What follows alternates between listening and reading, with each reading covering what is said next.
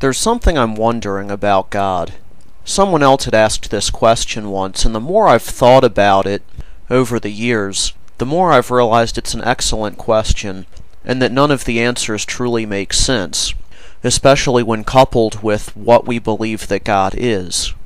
The question is, why does God need to be worshipped? You are an all-powerful being. You're all-knowing. You're all-seeing. You can do anything. You've existed for eternity. Words can't describe what you are. So you create these small beings. Unlike you, they can suffer. Unlike you, they can get sick. Unlike you, they can die. And they do die. You create them to die. You specifically make them so that they're not as great as you. You could have made them as powerful and all-knowing as you, since you can do anything, but you chose not to. That's fine.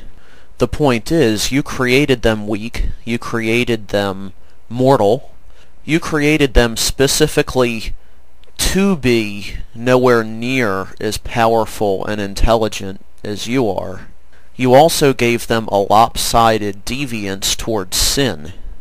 You could have given them a lopsided deviance towards doing good, but instead you gave them a lopsided deviance towards sin. So you, being all-powerful, all-knowing, all-seeing, immortal and eternal, created a race of beings specifically to be the opposite of everything you are, and now you need them to get on their knees every day and remind you of how awesome and powerful and strong and all-knowing you are, and remind you of how weak and pathetic and useless and sinful they are. What's the point of it? Don't you already know that you're the most powerful being in the universe, and that this race of people are not powerful and not strong and not all-seeing? You made them. Aren't you aware of this fact? Why did you create a race of beings specifically to be weak and sinful and mortal, just so that they could remind you that they're weak and sinful and mortal? As an all-powerful, all-knowing, eternal being, why would you even care if some pathetic, weak little insect of a race praises you and reminds you that you're awesome every day? Is that even the trait of an eternal, all-powerful, all-seeing God, that he needs to be reminded of this millions of times a day? Or reminded that the pathetic, weak, mortal race he created is pathetic, mortal, and weak? Why would an all-powerful God need such a thing? Or if he doesn't need it, is it simply something that he wants?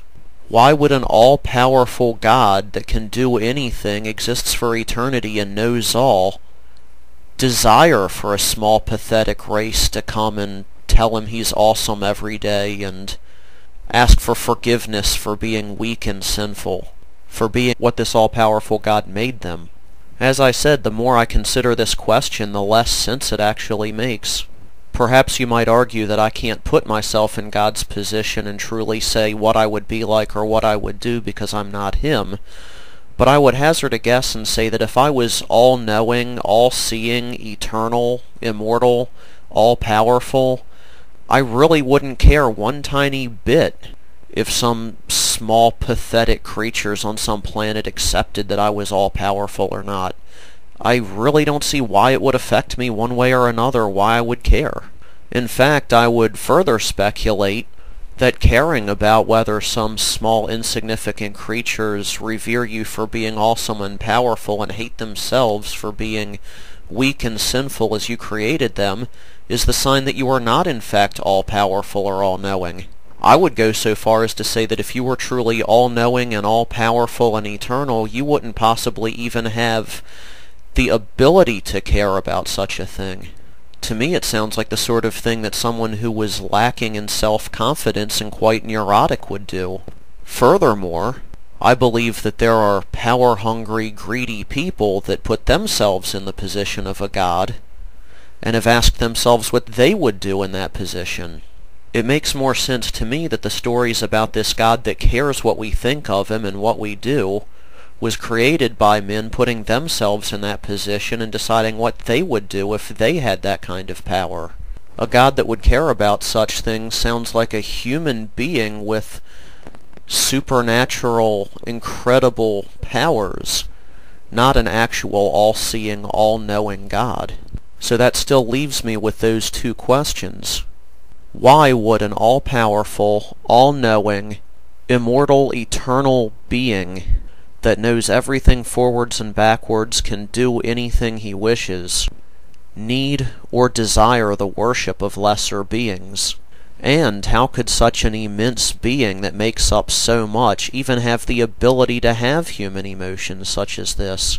Would not a God that was so much higher than us have emotions that we couldn't even conceive of, that were outside of the realm of humanity, or more likely have no emotions at all? Really doesn't make a whole lot of sense.